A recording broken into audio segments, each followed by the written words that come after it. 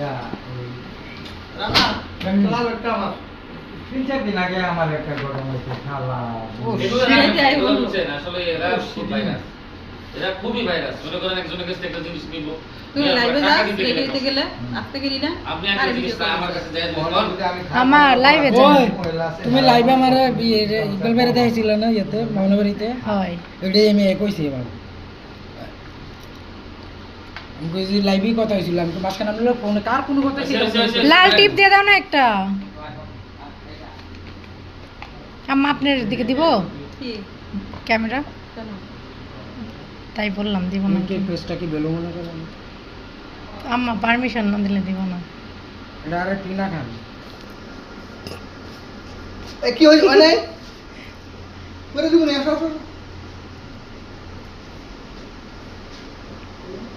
মাঝখানে হয়েছে সেটা এই যে এই লাল নাই বন্ধু এই লাল সাইড হয়ে গেছে এই লালটা দাও না তো এটার সাথে ম্যাচিং হইছে এটার সাথে আম্মা এই যে এটা সুন্দর লাগতেছে এটার সাথে শাড়ির সাথে তো ম্যাচিং হইছে আচ্ছা ঠিক আছে যাই।